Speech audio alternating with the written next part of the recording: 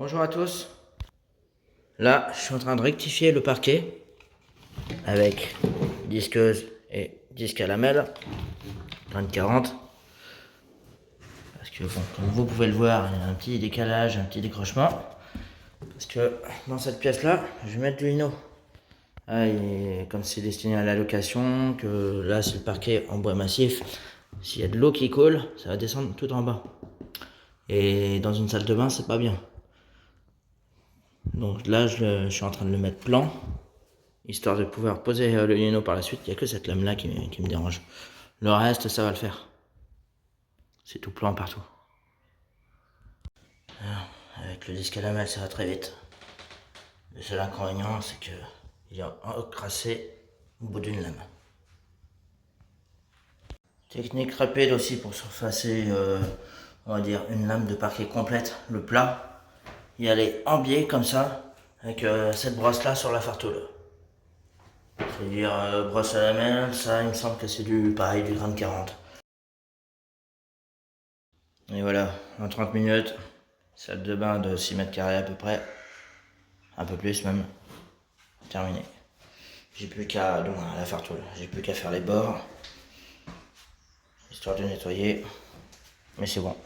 Voilà, et maintenant pour réaliser les bordures, j'ai utilisé la disqueuse avec ce genre d'abrasif là qui est conçu spécifiquement pour retirer la peinture à l'origine sans abîmer le support. Maintenant, j'ai deux choix. Soit je prends toutes les cotes ici, que je reporte là-dessus. Avec du scotch et tout ça, je trace, je coupe. Ça, c'est la solution qui est un peu risquée. Soit je l'enroule dans ce sens-là, c'est-à-dire comme ça. Je le mets là, je le déroule, je repère là où il y a le décrochement là. Et à partir de là, je coupe en fonction de... Enfin bon, ça c'est moins risqué, mais je crois que c'est risqué aussi quand même. Ah, je sais pas. À savoir que là, il n'y a pas que cette découpe là à faire. Il y a celle-là. Il y a celle-là. Puis c'est pas tout à fait comme du placo. On va faire quelque chose comme ça quoi en gros. Se mettre parallèle au mur du fond là. Histoire de avoir la première coupe directement sur cet endroit là. Bon par contre il faut que je démonte la porte. Bon je sais pas si ça va marcher mais à partir de là moi je vais prendre une règle. C'est un rail à placo que j'ai en guise de règle. Je me cale contre le retour. Je vais tracer et puis je vais tracer la profondeur, je coupe. Traçage réalisé, plus qu'à tailler. Puis je vais prendre ce petit outil là.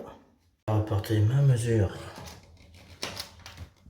Voilà, je suis 18,5. Ici en bout. Tracer et couper le reste. Ouais, et sinon ça se coupe bien aussi au cutter normal. Bon, j'en ai profité pour faire toutes mes découpes, le reste. Pour la suite de la pose, je vais utiliser la technique de cale. C'est-à-dire, en gros, j'ai pris une cale en 3 mm, j'ai mis du scotch double face dessus. Je déroule le tapis roulant dessus. Hop là, je passe bien. Comme ceci, j'ai plus qu'à tracer. Et là, je sais que j'ai mon bord. Bon, par contre, le scotch, il colle pas terrible. En même temps, le lino est un peu créca. Et ben voilà, c'était pas si dur que ça.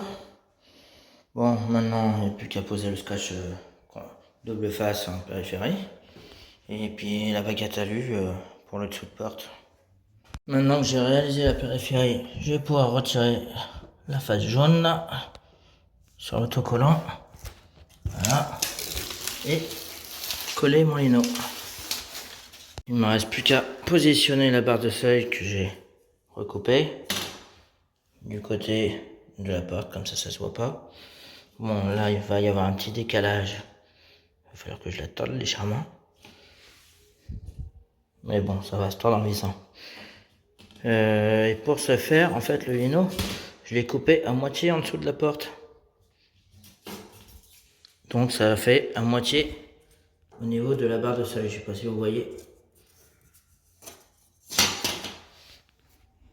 Et voilà, plus qu'à positionner les meubles. Puis cette pièce là est quasi terminée.